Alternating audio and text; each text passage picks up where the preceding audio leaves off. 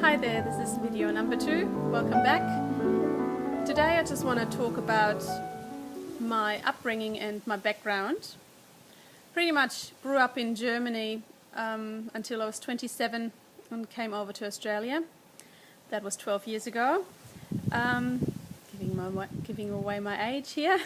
Anyway, I grew up in Germany in a wonderful surrounding in Stuttgart. My dad had a nursery, grew flowers.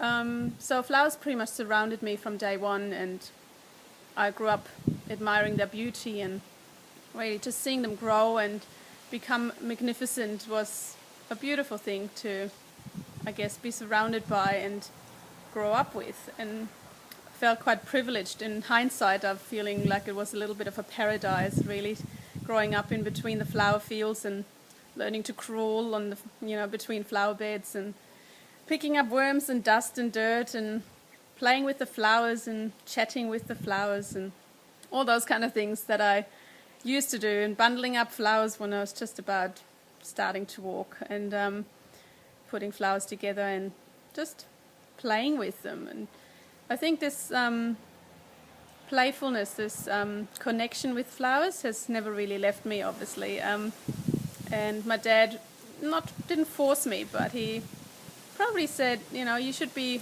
starting floristry. I think that you would like and you would be good at.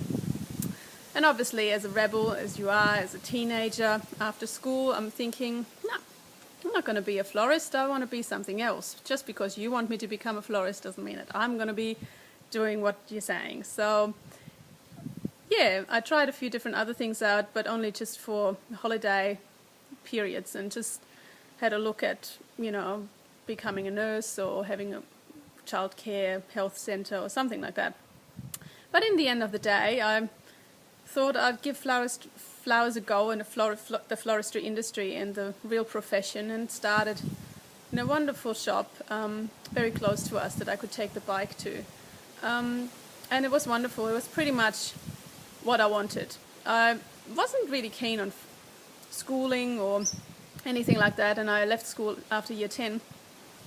And I thought, I can become something big still. I don't have to be studying. I don't have to be, going to university, forcing myself to study what I just don't like.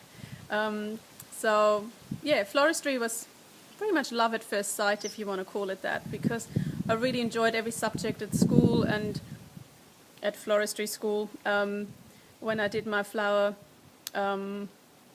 arranging, my botany, all the things that went with my traineeship, it was all interesting for me. It was all something I really enjoyed, and I suddenly realized that learning can be fun. That when the subject is something that you're excited about, anything can be fun to learn. So I excelled at school.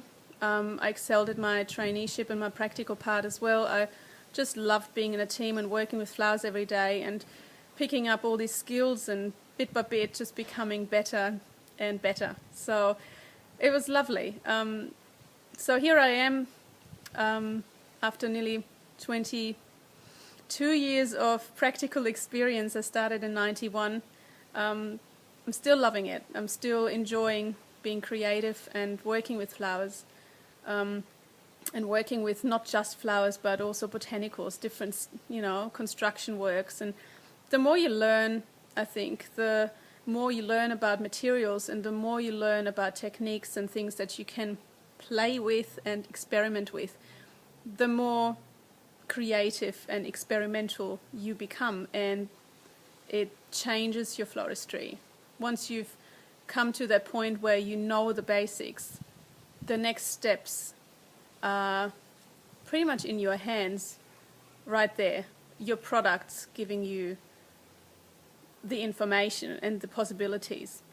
And I always believe in looking at things from a different angle, looking at your products and having a look at how can you potentially work with this product differently to everyone else. What can you do to change your design to make it more creative and more intriguing.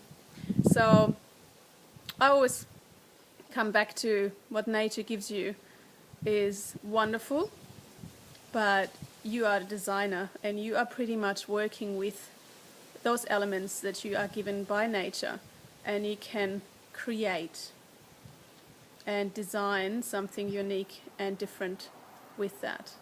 So yeah, leaving a flower alone is sometimes just wonderful, just putting it simply in a vase and admiring its beauty.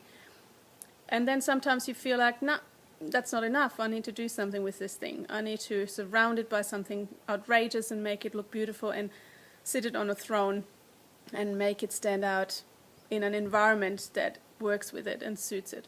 So yeah, I think there's so much scope in floristry, and I think that's why I'm still interested and excited about this profession after all these years, that you never stop loving it. Once you're hooked, and I was hooked from day one, once you're hooked, you are hopefully hooked for life, if I want to call it that. And yeah, just embrace growth and embrace the possibilities that come with it, which I have done. And I can only hope that you already feel that in your heart and you've already got it, or you'll get there bit by bit and just start loving it and keep loving it.